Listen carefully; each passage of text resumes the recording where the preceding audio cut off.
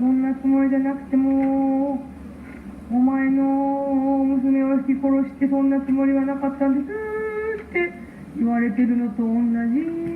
ああ、そうじゃしょうがありませんね。そんなつもりなかったんだったらしょうがありませんね。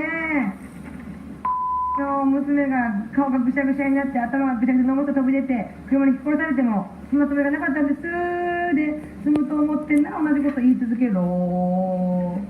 それも一つの仕事にもなってない。頭がぐしゃぐしゃに殺されてみろ。そんなつもりはありませんでしたって犯人に言われてみろ。ぶっ壊したなる。そんなつもりじゃなくても、お前の娘を引き殺してそんなつもりはなかったんですって言われてるのと同じ。ああ、そうじゃしょうがありませんね。そんなつもりなかったんだったらしょうがありませんね。